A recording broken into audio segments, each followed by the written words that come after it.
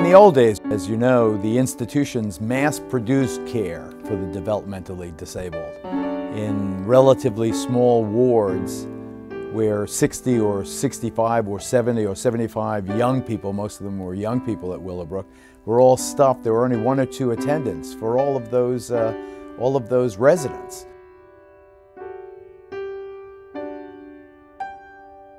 I was placed in Willowbrook when I was 4 years old, and let me tell you, it was a horror.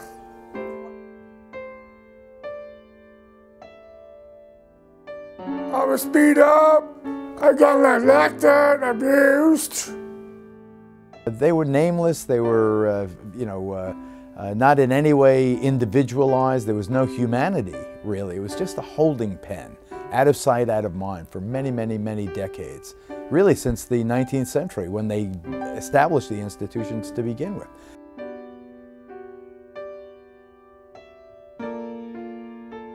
It was very not good. You know, they had us to have like no clothes but the gowns. I wanted some clothes.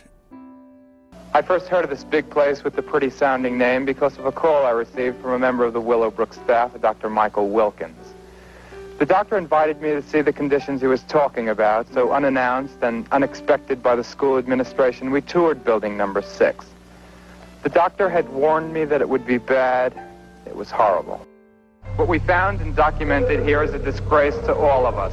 This place isn't a school, it's a dark corner where we throw children who aren't pretty to look at. It's the big town's leper colony. It was the most wasteful, cruel, possible way to care for these people that you could possibly engineer. And because they were faceless, because they were devoid of any humanity, it was easy to abuse them, either by cruelty, which was relatively rare, thank goodness, but rather by neglect and just overlooking whatever their individual needs are.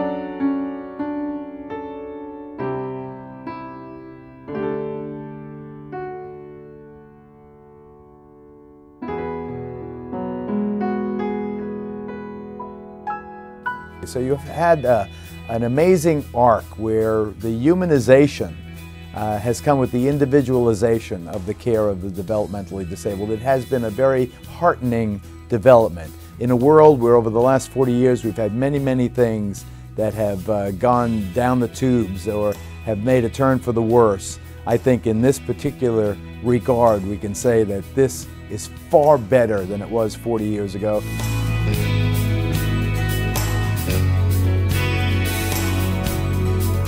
I like living in this house with good people like Angie, the staff. The food is very good, and I get freedom. I'm really excited to move into my own place.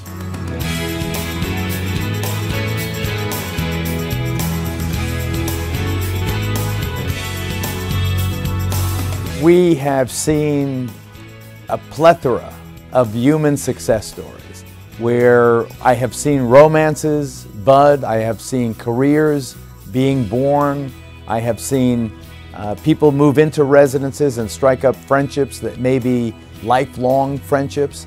I've seen others go off on their own and be independent. It is the scores of people I've met over the years have indicated to me how serendipitous it was that this movement got started when it did.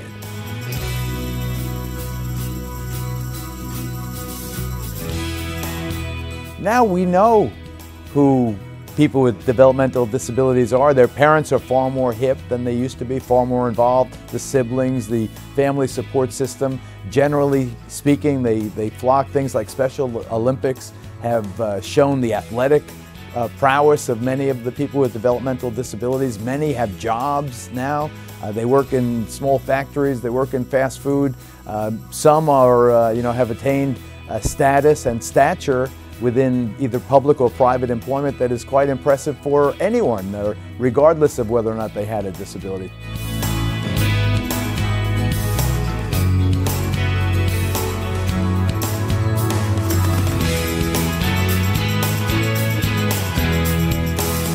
I look forward to celebrating the 50th anniversary of Willowbrook, and I hope that the next decade is one where we bring to fruition all of the promise, that we get all the community residences we need, all the programs in place that we need, and run good, clean ships that empower people to move forward and realize the human potential. Let's go all the way. Let's really make it so a person with disabilities has exactly the same opportunities as any other person in this society. That will be the great achievement of the Willowbrook era. That will be, the way to bookend this evolutionary arc from those grim, dark days to the promise of a new life.